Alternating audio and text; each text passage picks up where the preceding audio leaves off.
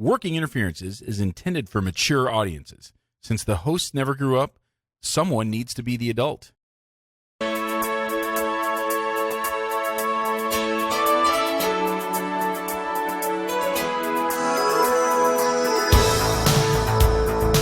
Welcome to Working Interferences with Josh and Lance, the dental advice podcast for the average dentist.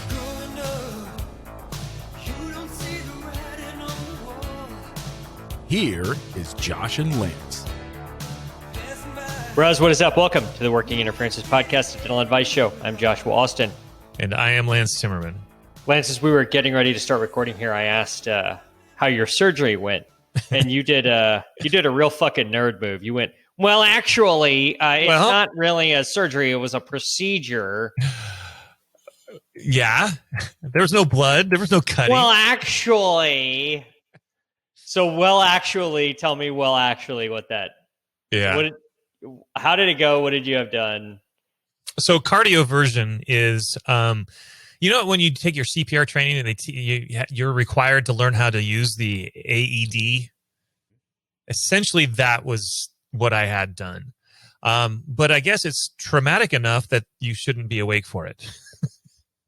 So, I feel like that's. I'm glad I wasn't, I guess. Reasonable, yeah. So, we went into the hospital.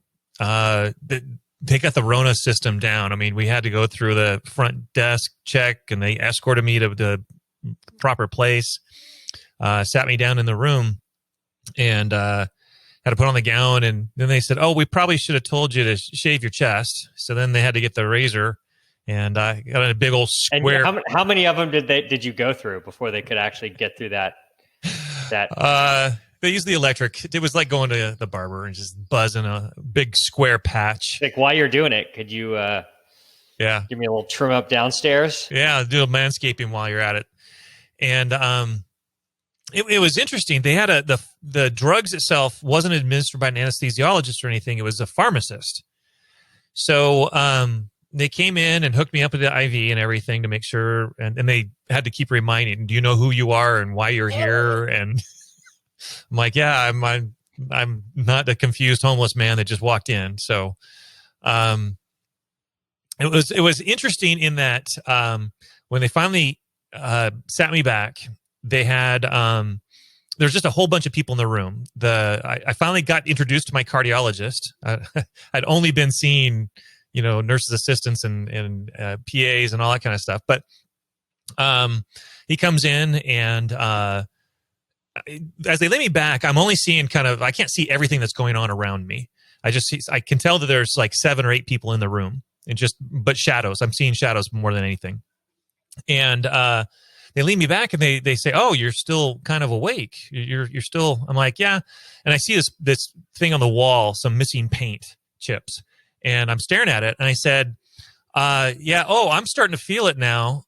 And then next thing I know, it's a half hour later, and it wasn't like I got drugs, then I went into a dreamlike state, and I was having weird dreams or anything. It's like literally they turned the switch off or back on. It was just instantly. It's 30 minutes later, and I said, hey, were my eyes open the whole time?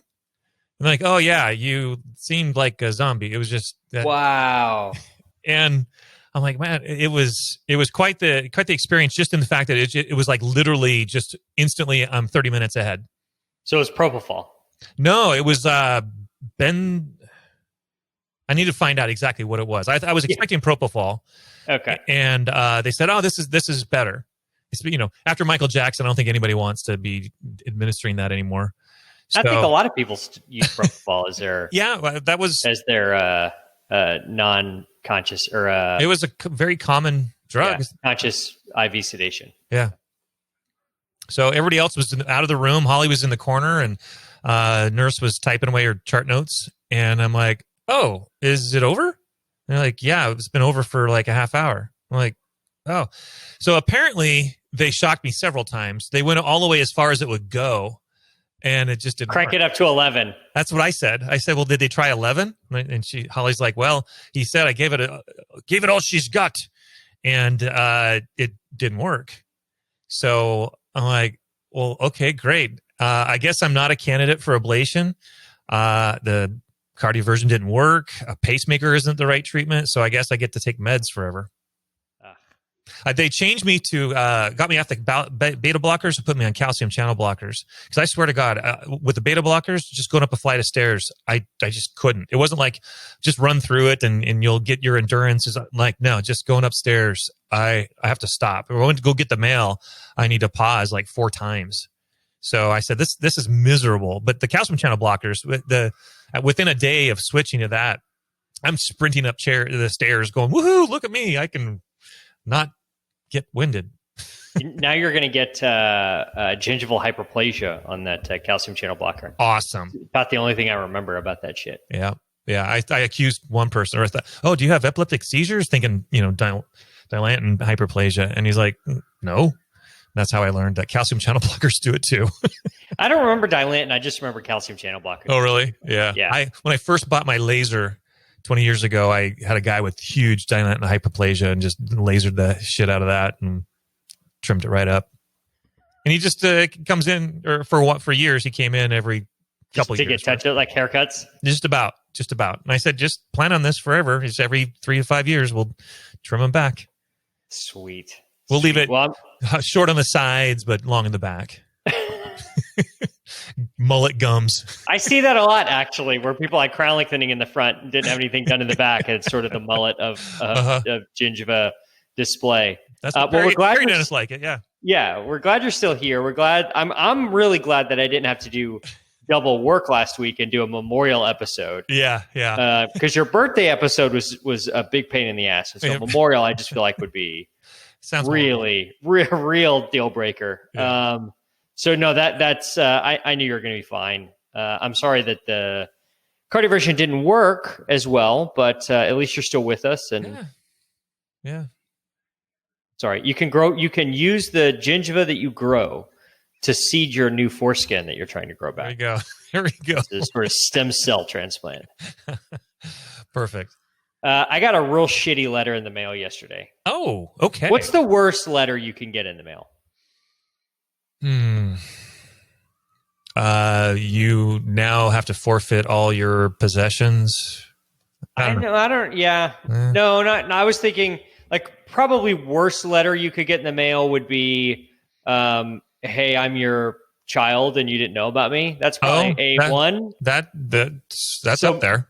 Maybe not the worst letter you could get in the mail. The second worst letter you could get in the mail is fucking jury duty. And I was like, what do you mean jury? Is it online? Like, what is this? Like how, like, no, fucking full all out U.S. District Court for the Texas region, whatever, full all out, like report at 7:45 a.m. in 2 weeks. Okay. They give you 2 weeks notice. Are you fucking kidding me? So is this the first time you've gotten this in the mail? It's the first time.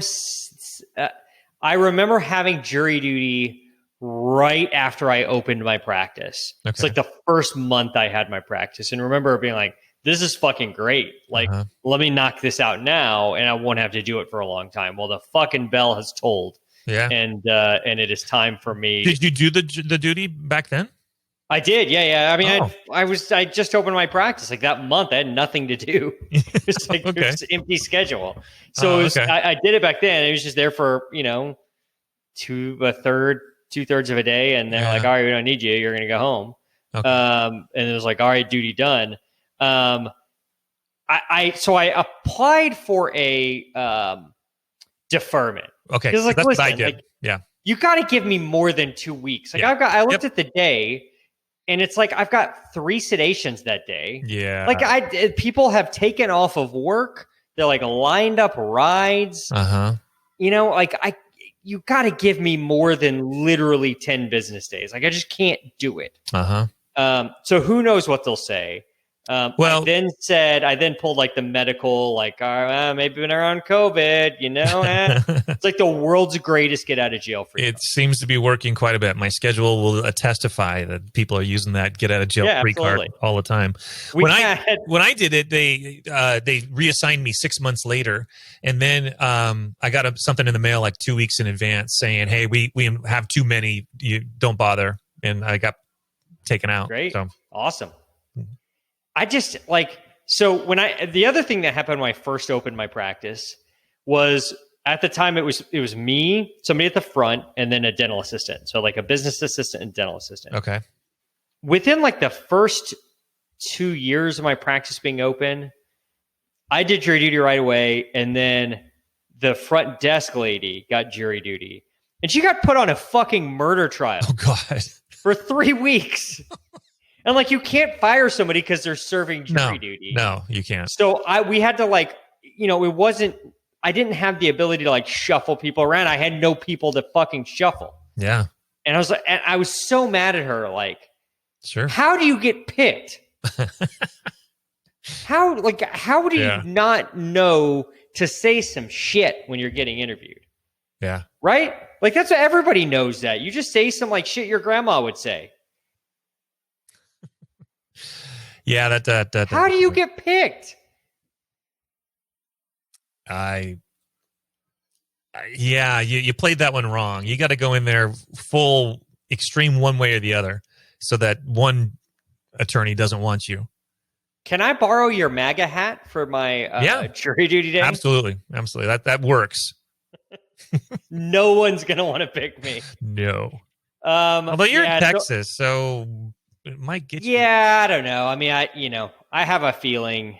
I just, it depends on who are the attorneys and who's picking what and all of that. But I just, no offense. Like, I don't mind doing my, what is it? Civil duty. Is that what we call it? Yeah, civic responsibility. Right. I don't mind doing that. Just, you have to give me a fucking heads up. Yeah, that would be nice. Tell me, hey, we're going to put you on April 17th. Great. Cool. I'll mark it out now. Plenty of time.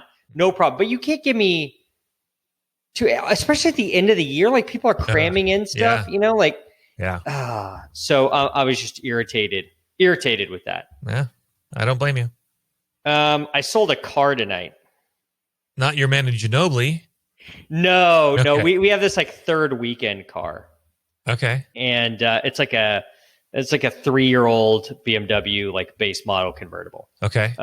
It's just to drive around in when the weather's nice. So pretty much opposite of Seattle time. Yeah. Seattle time convertibles probably like May through September. 3 days between those days. In Texas, it's like October until June, May, somewhere in there. Like that's convertible time. It's just weekends and stuff like that. We'll throw the dogs in the back. And drive around, go to go wherever. Yeah. And we weren't really looking for anything, but somehow I stumbled across a Audi RS5 convertible from a few years ago at like a ridiculously good price online in Atlanta. And so I have a deposit down on it. We're buying that. And so I had done like the Kelley Blue Book, like, all right, let me see what this BMW is worth. Did the Kelley Blue Book thing. And it was like 28,000, whatever. And then it said like, click here if you want an instant cash offer from Kelley Blue Book. Blue Book. Yeah, sure. Yeah, absolutely. Sure. So I click on it and it comes up and it says we'll give you $21,000. Like, what the fuck happened to your value, Kelley Blue Book? Yeah. Like, what if you're not standing behind your value, then what value does your value have? That's weird. So then I guess what they do is they sell that lead to car dealerships that buy those leads, right? Okay. So I got a call the next day from several people trying to buy the car, one of which was happened to be this little outfit that's like around the corner from my office. So I took it over there tonight and they lowered it. They were like, oh yeah, no, it's not anymore that much. Oh God. And I was like, all right, like I'll give you $10 and a bucket of chicken. Right. It was that kind of deal. It was, you could very easily tell that it was like that. Okay. It's like, all right, thanks anyway, whatever. Yeah. So I was driving on the way home and I see this car dealership that's like literally, I don't know, a mile from my house called Echo Park. And I see it and it's like buy, sell, trade, used cars. Okay. And so I pull in and it has kind of like this sign on the side of the building is like cars that are 1 to 4 years old in good condition. That's their deal. Okay. So I pull in and I'm like, hey, kind of looking to sell this car, just wanted to get a quote. And so they come back a little later and they're like 28. I'm like, yeah, done. Whatever. Like, where do I stand? Yeah. So I was just like pissed at Kelly Blue Book for like having this value that they're supposed to say is like the value. And then like, oh yeah, but no. I mean, it's not actually worth that. Yeah. It's like baseball cards, like the King Griffey Jr. rookie card, that was supposed to like pay for people to go to college. You can get it on eBay now for like $35. Yeah. What the fuck happened? Yeah. Yeah. It, who knows? I don't understand all that. Well, Lance, this is an advice show. Sometimes. We answer your questions. Do we? We answer questions we find on. You were making a face. It's always like, what is the face? We answer questions we find on all those neat little Facebook groups. Your face was literally like skeptical that we answer their questions. Like you're in on the ruse, Lance. I need you to at least have some faith in this. I knew we shouldn't have added cameras. We answer questions from Reddit. We strive to help dentists and dental team members with their own unique brand of advice. So please, we need your questions. They are the sustenance we crave. You can submit your questions to workinginterferences@gmail.com. Now, we don't want just any question, do we, Lance? Fuck no. We don't want a bunch of boring questions like, what's the best letter to get in the mail? Because we all know that a letter from Gordon Christensen saying that he is actually your father is the greatest letter of all time. We want the questions that Rella Christensen has to answer because she would be involved in that whole conspiracy. Yeah. Question 1, listener Gene asks, am I the douchebag? My last exam tonight was thanks. Was on a new patient. 30-something-year-old gentleman came in with the chief complaint that he was overdue for cleaning. And he had some occasional sensitivity to hot and cold on the lower left side.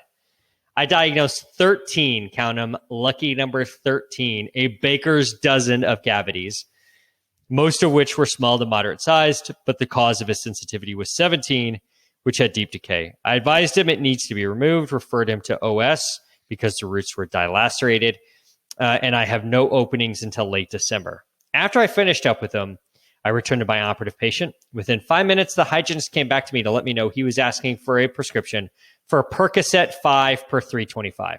And that's in quotes. So that's what the hygienist said he asked for. Wow. I immediately stopped and told her, absolutely not. I'm not prescribing a new patient narcotics after nothing but a cleaning and initial exam. He apparently asked again because the front desk wrote a chat note, to which I responded, tell him to find a new dentist. I won't prescribe that. He can GTFO. Lance, what does GTFO stands for? Get the fuck out. At the end of the day, I told the office manager to send him a dismissal letter. She wants me to give him the benefit of the doubt and continue seeing him because she saw dollar signs when she saw the treatment plan of 13 cavities. But all I see is a drug-seeking headache, and I don't have the time for that garbage. Am I being unreasonable here, or should I give him a second chance? Thanks, cheese bags. Lance, is she being unreasonable? No, but I probably wouldn't have gone straight to the dismissal. I certainly wouldn't give the drugs, but I probably would draw it out a little bit longer. Because I've had people that had been dealing with the pain, managing the pain, finally got in, and I didn't address their pain. So I would go down the road of the 2 Tylenol, 2 ibuprofen until you get seen by the specialist or something like that. But it's absolutely a red flag. If they're already saying, I want the Percocet 5 of 325, that's a pretty specific. It's like the people that pretend they can't pronounce dilaudid. Percocet didn't work for me, but that dilaudid. Yeah. I'm not familiar with that one.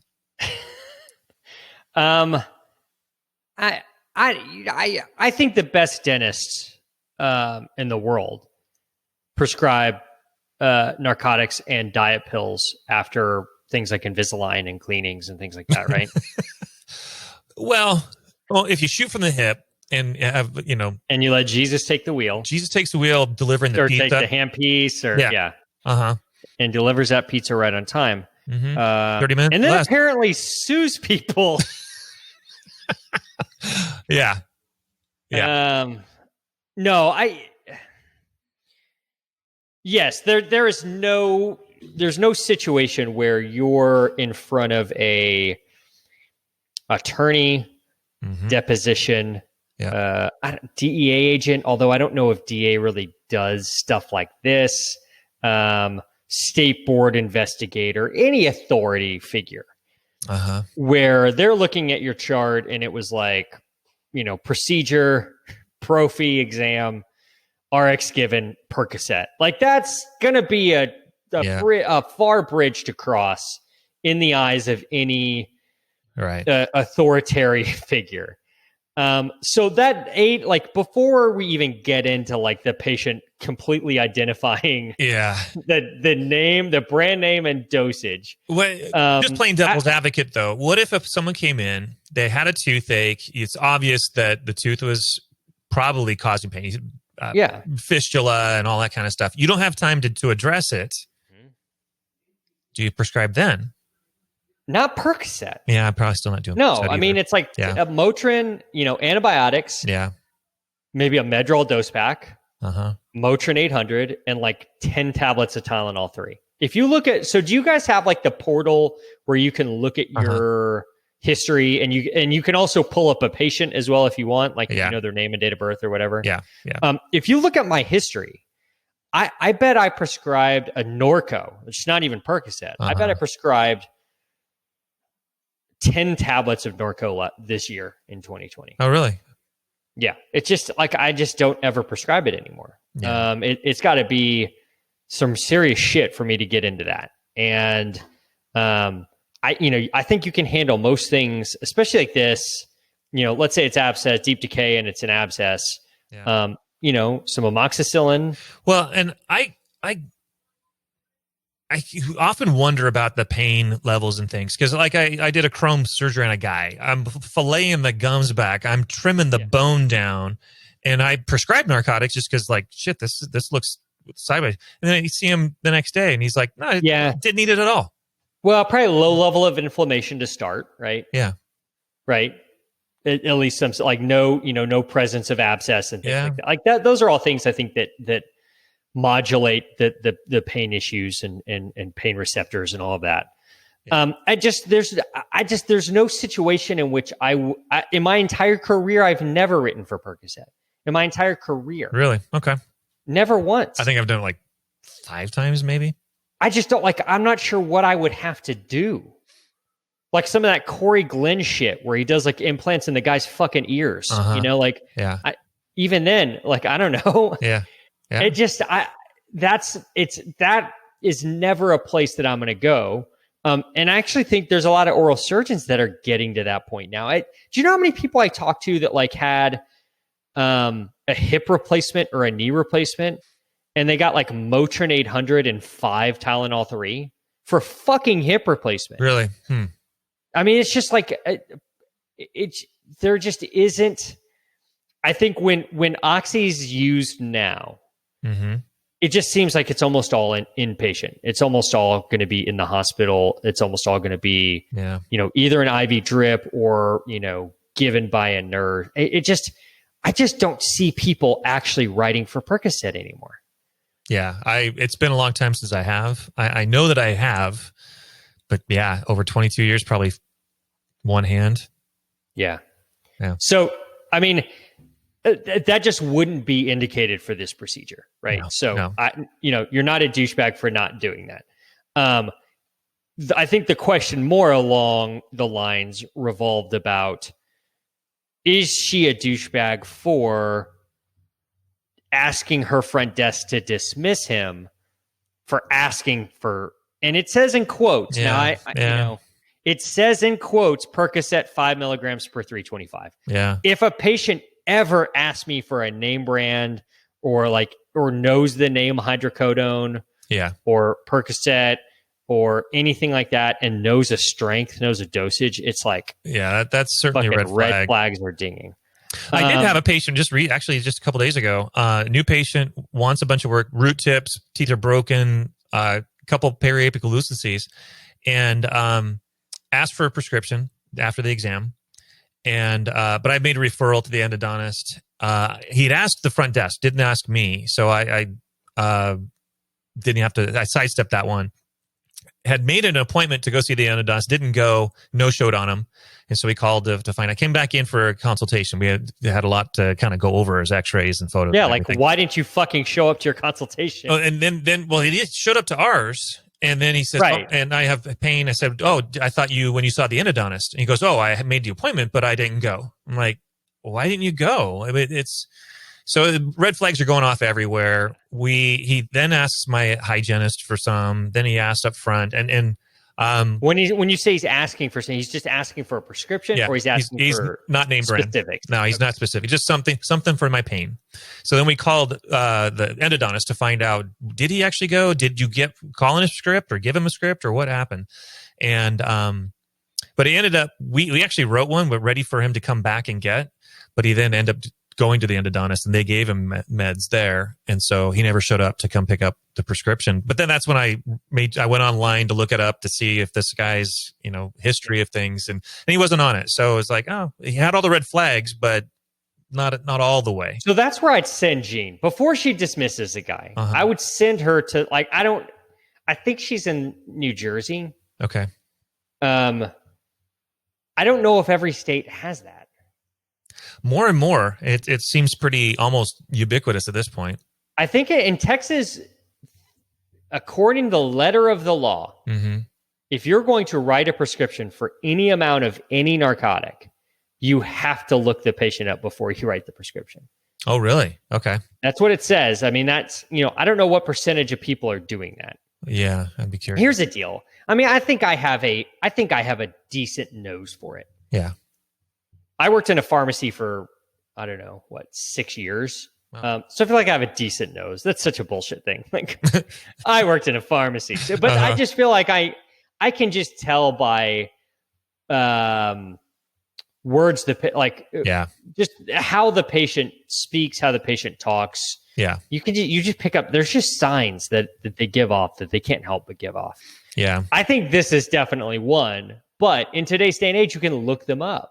Yeah. So look him up. Here's the thing, though. Like, she's booked until December. Does she need these fucking 13 fillings? Like, do you really want to do 13 direct restorations on one guy? Yeah. And so what? All right. So he's bitching and moaning about pain. You haven't even put a handpiece to him. Once you touch him with the handpiece, now it's a whole different relationship. It's even worse. Because now it's like, oh, you caused my pain. Like, I'm having sensitivity or pain on this tooth, not the one, right now you can claim, like, this isn't me. If you need if you need Percocet, you need to go to the emergency room or whatever, right? Yeah. But once you touch them with a handpiece, like, you can't really do that. That's true. So that's my red flag. It's not like the Sing money. It's not that. I mean, once you touch him with a handpiece, yeah. If this is his deal, he's going to be turning these screws on you. Yeah. Well, and the other option is fine. Write the script. Give him 3. Enough to get to the specialist. Yeah. I have a good relationship with pretty much every specialist that I work with. And what I mean by that is I have a good example. I had a guy yesterday comes in, father of a good patient. He's an okay patient. He's, an older guy, kind of a West Texas guy. Okay. I'd seen him a year ago. He split number 12. He said he wanted an implant. So I sent him to the oral surgeon. Like, hey, I'm kind of backed up today. You get it out. You get it ready. If it looks like it's good for an immediate, throw it in. If not, graft it, whatever. Well, it turns out they just took it out. They didn't even graft it. It's like, fuck, I could have done that, So great. but cool. Well, so he comes in yesterday and he split number 3 in half. And so much so that the amalgam, part of the amalgam that was in the occlusal is now in the pulp chamber, right? Like on the x-ray. You take the bite wing, you look at the bite wing from a year ago, there's no amalgam in the pulp chamber. You look at the bite wing today, there's amalgam in the pulp chamber. Wow. Because he split his tooth in half and took some amalgam down there. So he split this tooth in half. It's number 3. He's already weakened on the left. He's got the right. And I'm like, dude, you have to get an implant this time. And the surgeon that I work with is pretty, especially in like a case like this where there's not an abscess, the tooth is already sectioned basically for you. And so you're going to have some pretty good inner reticular bone, to maybe sink a median into. So it's like, all right, let me get you over to the oral surgeon. If I call the front desk of the oral surgeon, I know what I'm going to get. Oh, he's booked up for 2 weeks.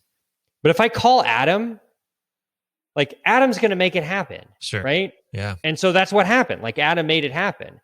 So another alternative is for Gene is like, hey, you're in that much pain that you researched pain meds and think this is what you need, kind of giving them the benefit of the doubt. Right. Let me call the oral surgeon for you and let me get you in tomorrow. Yeah. And then, like you said, like here's 1 tablet, here's 4 Tylenol 3, whatever,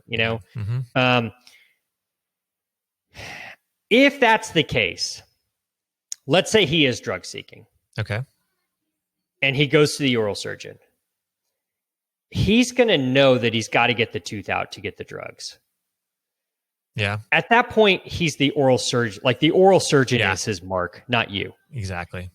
And the oral surgeon will probably pick up on it pretty quick. And the oral surgeon will let you know if if he was getting played or not, or she was getting played. And then you don't have to deal with it. Yep. Like that's like that's one of the reasons. Sweet spot. Just let someone else deal with it. Yeah. Yeah. I love when they've gone to the endodontist. Now they have post-op pain and they call me. Yeah. I'm like, no, they treated you. Call the endodontist. They're the ones that will manage you. Right. And get off the phone. Because see, they're specialists. Like they make more than we do for stuff. For that extraction that I would get 180 for, they're going to get 240 for. Yeah. Plus a fucking CBCT and sedation and all that shit. And they're the ones that are going to deal with it. And so if he's drug seeking, before you get to those 13 cavities, the oral surgeon will have sniffed it out. Yeah. Because they're good at that. They really are. Yeah. So I would have picked up the phone and I would have called the oral surgeon like, hey, man, I got a guy who's like dying from number 17. Is there any way you could get this guy in tomorrow? And then let all that shit work its way out. Yeah. Last thing I want to do is fucking put a handpiece for this guy. Yeah. When I was at the emergency clinic, we used to have people that would come in and they would say that they had a toothache on a tooth. And you're looking at the tooth and there's like nothing wrong with it. And you're like, God, is it cracked? Like, is it cracked tooth syndrome? They split it. And there were multiple times I'm like, well, I mean, there's no other pathology. It has to be cracked, right? If you're in this much pain. Right. And then you take it out and there'd be no crack. Yeah. And then that's about the time you'd realize like, fuck. Yeah. They just did this to get pain meds. And so like they will definitely sacrifice a tooth to get a fix if that's their deal. Yep. So just let the oral surgeon handle that, or look them up on your we call it a PMP. Yeah, I don't know what that stands for. What is PMP? Prescription management protocol, or is that what it is? Something like that. I think we should have like a advertising campaign so that all the physicians and dentists and pharmacists and veterinarians know about PMP. And they should do a spoof music video and make it the PMP Music Factory. Okay. How do you feel about that? You first. Hold on. I'm still trying to figure out what PMP stands for. Prescription Monitoring Program. There we go. What did CNC Music Factory sing? Gonna make you sweat and yeah. Oh, everybody dance now? Yeah. What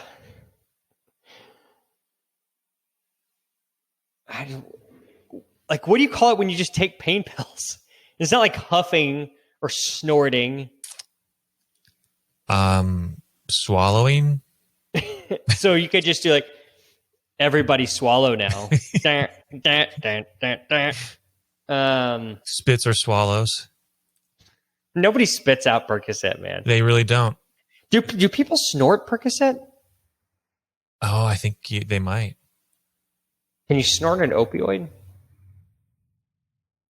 I think I saw a movie, someone doing that, but I don't know if that was just because the joke would be, well, why the fuck are you snorting it? Yeah, I don't know. When was the last time you took an opiate?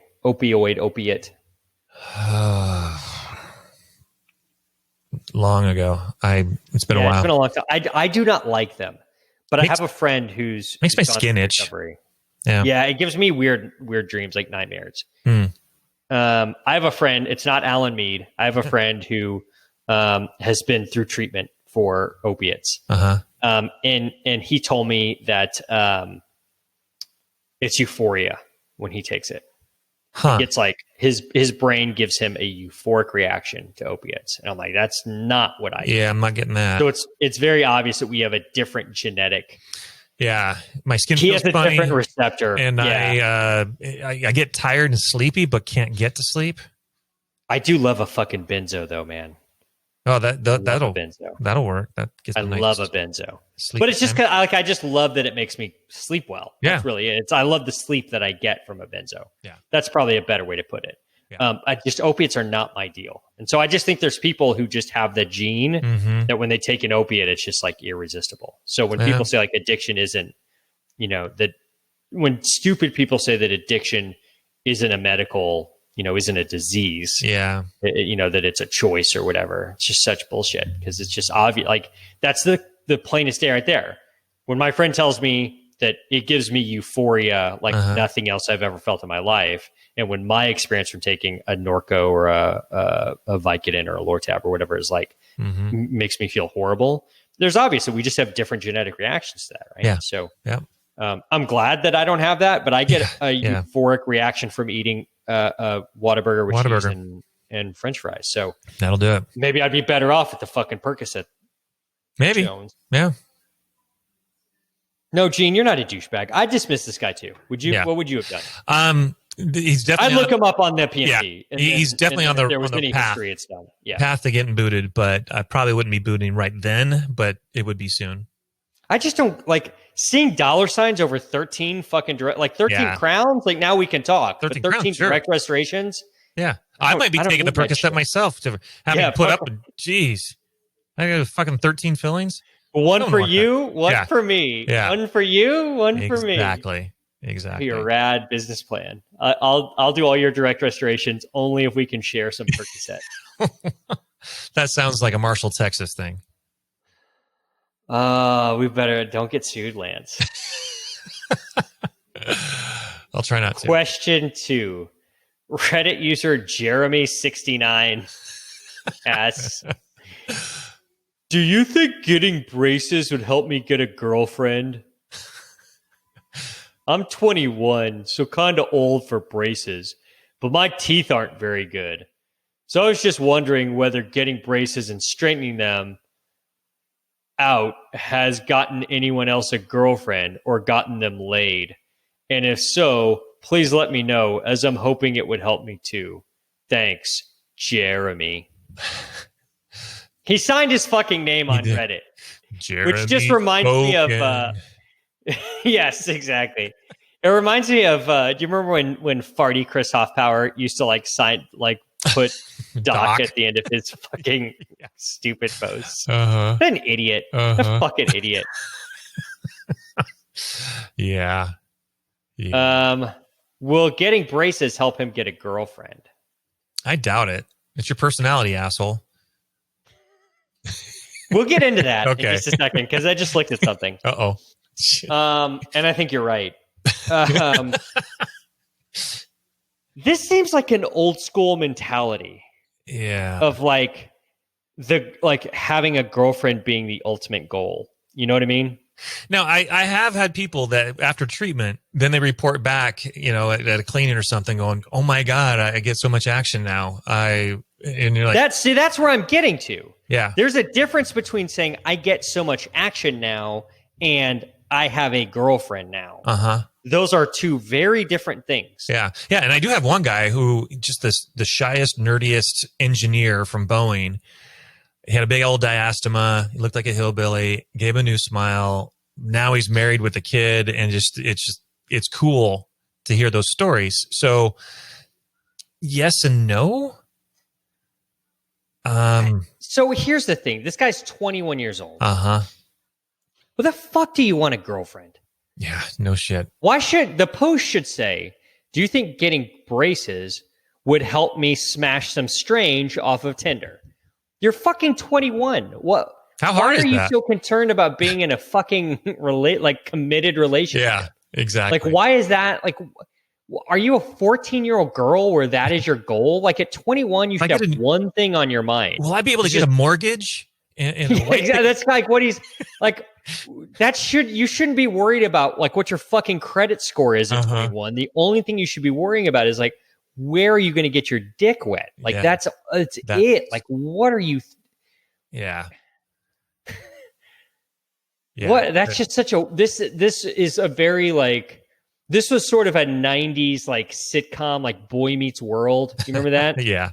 Where like the goal, just whatever, is just a girlfriend. I need a girlfriend. Any girlfriend, doesn't matter who, a girlfriend. Not a good one, just a girlfriend. And the reason for that was because there weren't like Tinder apps or Grinder apps or what, that kid from Boy Meets World, pretty sure he was gay, so he would have probably been a Grinder. But was it Corey? Yeah. Or was Corey the good-looking one? I don't know. It was Topanga was the girlfriend, right? Yeah. Which come on. There's no one in the fucking world named Topanga. That's not a real name. No. Corey is Ben Savage. Okay. Who's the little kid. Yeah. And his best friend Sean Hunter. Yeah. Get this though. All right, so guess the name of the actor who played Sean Hunter on Boy Meets World. So Sean Hunter in and of itself is like a TV show name. Okay. The name of the actor is Ryder Strong. Jesus. Rider, Ryder Strong. Ryder long and hard. Yeah.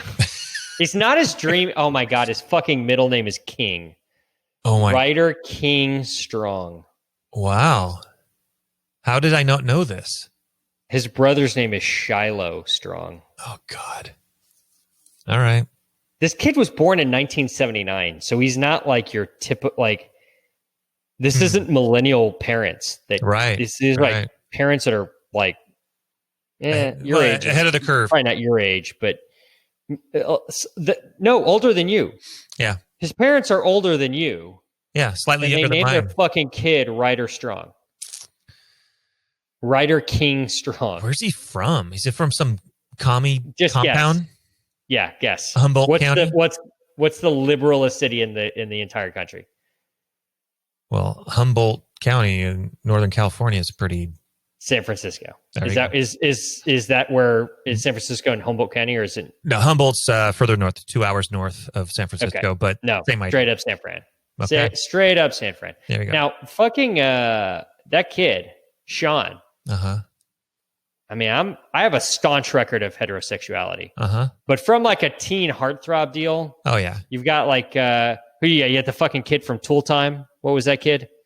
He had 3 names. Jonathan Taylor Thomas. Yeah, and then you got the other 3-name guy, Mark Paul Gosselaar. Yeah, right? from Saved by the Bell. This fucking Sean.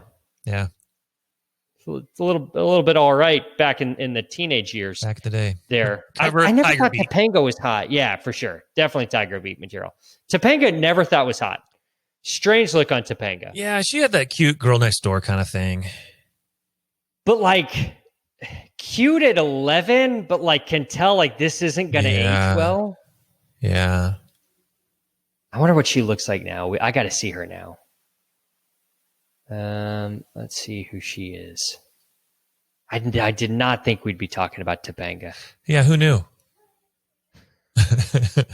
Danielle Fishel. Yeah. I mean, it's not aged poorly, but it's also, I mean, she just looks like a 39-year-old woman. Yeah. Yeah. she just looks like a 39-year-old woman. It happens. She's married and divorced, and she's married again. Oh, wow. She married a guy named Jensen Karp. Okay. And Jensen Karp, it goes by the stage name of Hot Karl. Jesus Christ. What is happening? We got Shiloh. His cousin Cleveland Steamer. Yeah. I think I've heard of Hot Karl before. Yeah. Isn't that the cellophane over the mouth and they shit in your mouth and you don't... I'm saying too much. No, I've heard of the character Hot Karl. Okay. It's like I think it's like a like Facebook or YouTube like character. There's like a Aqua Teen Hunger Force. Yeah, something like that. Yeah. A Hot Karl. Oh God. This is from Urban Dictionary. Is to excrete fecal matter into a sock and then hit a person in the face with the sock.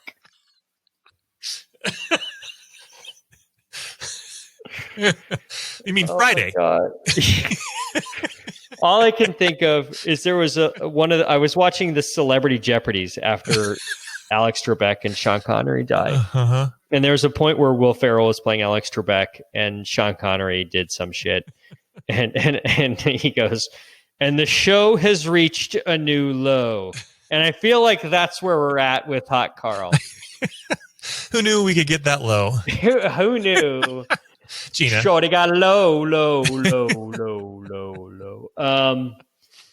Where the fuck did we take that turn off of? I don't remember. Oh, yeah. Okay. So Boy Meets World, and Okay. all he wanted was a girlfriend. Uh-huh. That was like a very 90s thing, but I just feel like this generation should not, like, that's, why is that anyone's goal? That just seems like a very weird. Yeah. Although he does say, would it help me get laid? Yeah. Yeah. Well, Braces have never, like, while you're in, orthodontics has never helped or never gotten any right. laid. At least a man. Nope. It's when they're done that now That's when, yeah. Right. Yeah. So let's say he's 2 years of ortho, then he's 23. It's still too young. You should still just be slaying at that point. One of the other people on Reddit said lots of people with bad teeth get laid. I guess exactly. I'm assuming that's true because I see people with bad teeth all the time that Mm-hmm. apparently it's not restraining their ability to procreate. Uh-huh. So, I mean, I'm sure it probably wouldn't hurt. Here's my thing, though. Here's what's not going to help you get a girlfriend. This is his post history. Uh-oh. In the subreddit of confessions. And Okay. that quote, Lance. I think Kamala Harris is really sexy. I like Latina girls. And I also think she looks really good in white. And I would definitely have sex with her. Comment if you would too.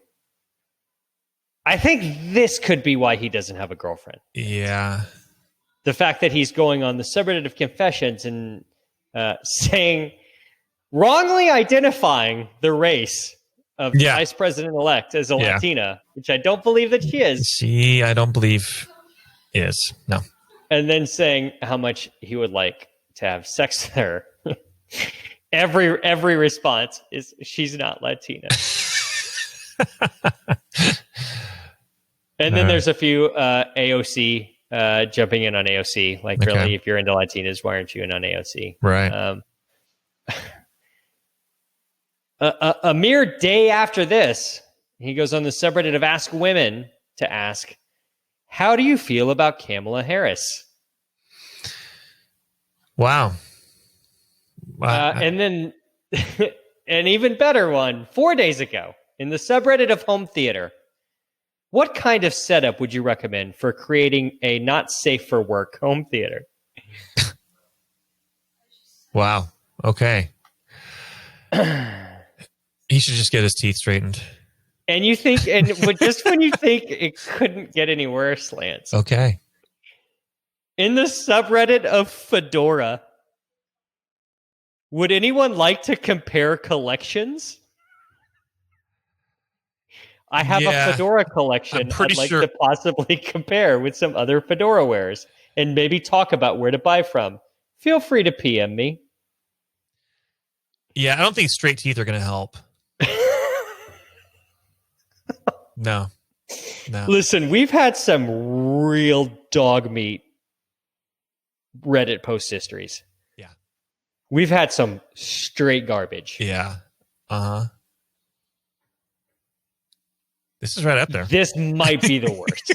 This is there. Between I'm super into Latinas, I think Kamala Harris is hot. Uh-huh. To how do you feel about Kamala Harris? To what's your best home porn theater setup? To would you like to compare fedora collections? Yeah. Yeah. Collections of fedoras. Yeah, this is that's a tall order to get this guy. Yeah. This is this is the definition of a tough look. I don't think straight teeth are going to help him. No. To be honest with you.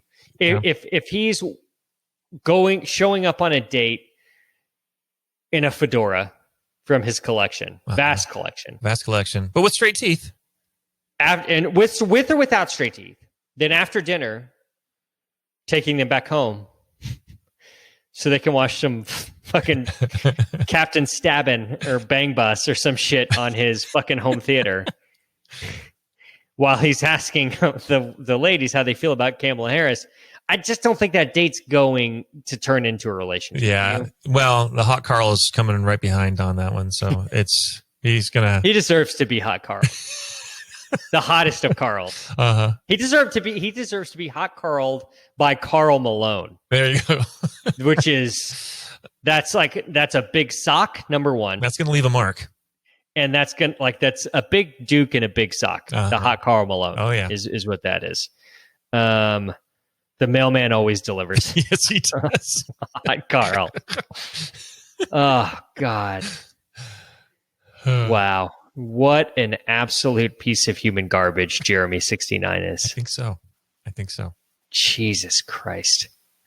I didn't even go over like the stuff that he's posted on other people's threads. Oh.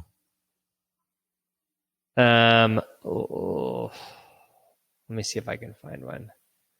Oh, just like really creepy come-ons on like selfie subreddits.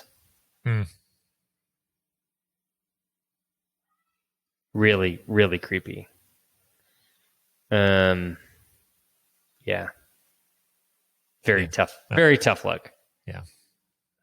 Very, very tough look.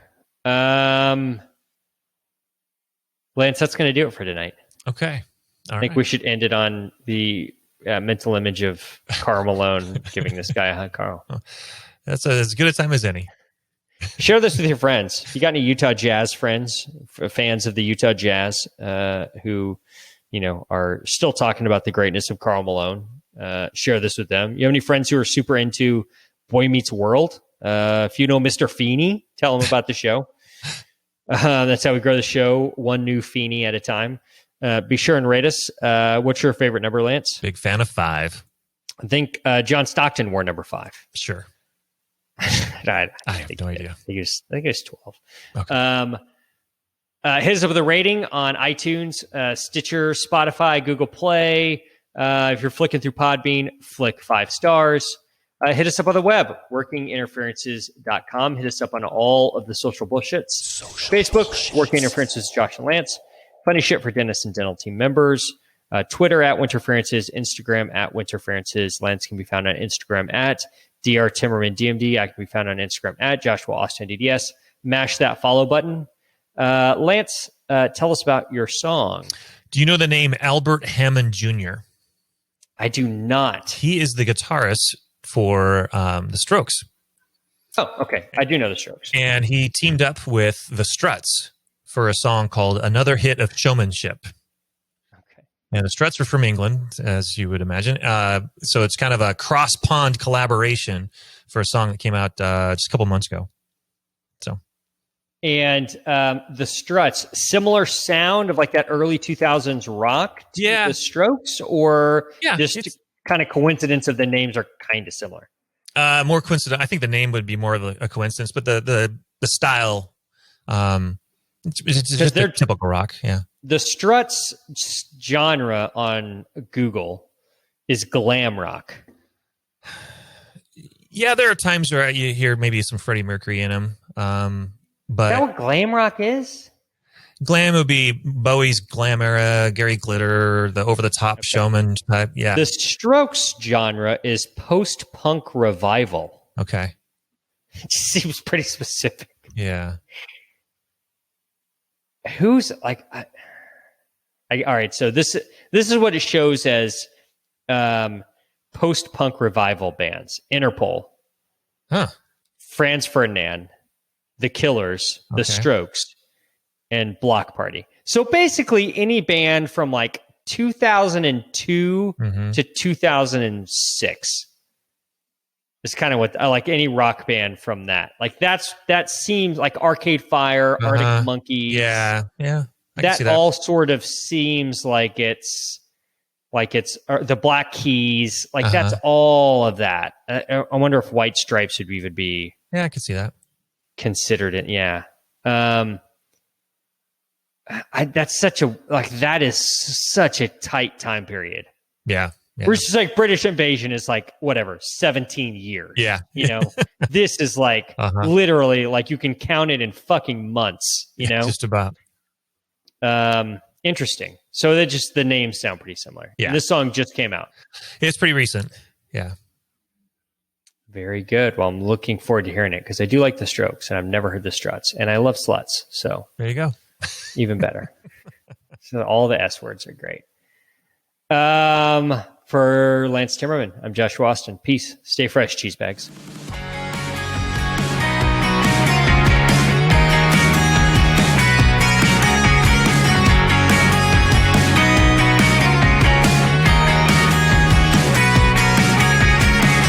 I don't feel human. I can't decide who the man is in the mirror. Living needs to stay blind. I'm feeling clueless. Don't know what's right. Mama didn't raise no sinner. I'm not acting kind. I'm sick and faded, but I'm alright. So bored and jaded, cross-eyed.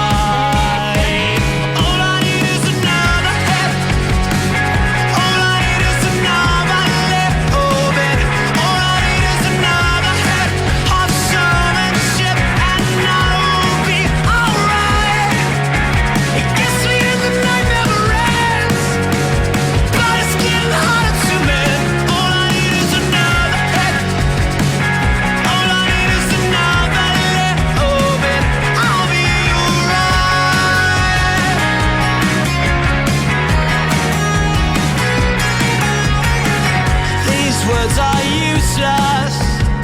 My friends were right. I'm becoming such a cliche. It's about that time.